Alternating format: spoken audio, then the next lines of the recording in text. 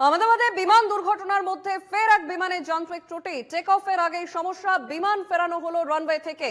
৫:৫৫ বদলে সেই বিমান ছাড়ার কথা ছিল ৭:৩৮ এবং তারপরেও ওই বিমান উঠতে পারেনি। যেমনটাই জানা যাচ্ছে, আরো একটি খবর, আবারও বিমান দুর্ঘটনা আহমেদাবাদের বিমান দুর্ঘটনার মধ্যেই আবারও একটি খবর এবং সেই একটি বিমানের যান্ত্রিক ত্রুটি। টেক অফের আগেই সমস্যা, বিমান ফেরানো হলো রানওয়ে থেকে।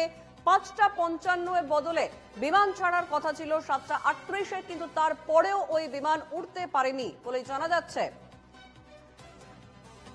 আমরা ইতিমধ্যেই দেখেছি যে আহমেদাবাদের ভয়ঙ্কর বিমান দুর্ঘটনা এবং কি কারণে বিমান দুর্ঘটনা হয়েছে তা ইতিমধ্যেই খতিয়ে দেখা হচ্ছে, এবং সেই আবহের মধ্যেই দুর্ঘটনার মধ্যে ফের একটি বিমানে যান্ত্রিক ত্রুটির খবর সামনে এলো।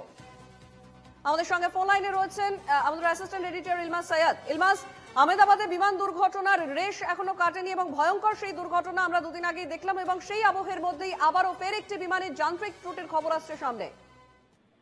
একেবারে সঞ্চারী AI-409 এই বিমানটি আহমেদাবাদ থেকে টেক অফ করার কথা ছিল ৫:৫৫ এটা ডিপার্চার শিডিউল ছিল, কিন্তু টেক অফের আগেই এই বিমানে যান্ত্রিক ত্রুটি দেখা যায়, যান্ত্রিক সমস্যা ধরা পড়ে। তখন সেটাকে রানওয়ে থেকে একেবারে রানওয়েতে যখন এই বিমানটি যাচ্ছিল সেই সময় যান্ত্রিক ত্রুটি দেখা যায়। তখন সেই বিমানটিকে রানওয়ে থেকে আবার ট্যাক্সিওয়েতে ফ্রিওয়েতে ফেরানো হয়।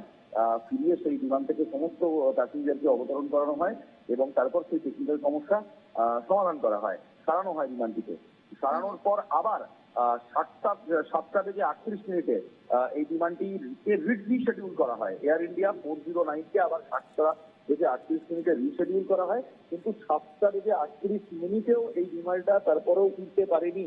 আবারও একবার এটাকে রানওয়েতে নিয়ে যাওয়ার পর রানওয়ে থেকে আর সেটা উঠতে পারেনি, আবারও এটাকে ফেরানো হয়। সম্ভবত এই যেটা জানা যাচ্ছে এয়ার ইন্ডিয়ার তরফ থেকে যে এই বিমানটিকে হয়তো এবার বাতিল করা হবে কিংবা ক্যান্সেল করা হবে। কিন্তু পরপর দুবার রানওয়ে থেকে ফেরানো হলো বিমানটিকে। প্রথমবার যান্ত্রিক গোলযোগ দেখা দেওয়ার পর সেই যান্ত্রিক গোলযোগকে সারিয়ে নেওয়ার পর আবার দ্বিতীয়বারের জন্য এটাকে শিডিউল করার পর রিশিডিউল করা হলো, তারপরও এটা উঠতে পারলো না। বলাই যাচ্ছে এই মুহূর্তে এয়ার ইন্ডিয়া কিন্তু রীতিমতো চাপে রয়েছে, রীতিমতো চাপে রয়েছে এয়ার ইন্ডিয়ার ভবিষ্যৎ।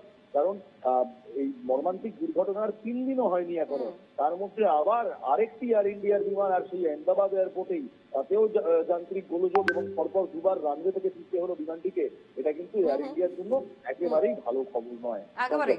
ইলমাস, আপাতত ধন্যবাদ তোমাকে। আমাদের সঙ্গে ফোন লাইনে ছিলেন আমাদের অ্যাসিস্ট্যান্ট এডিটর ইলমাস সৈয়দ।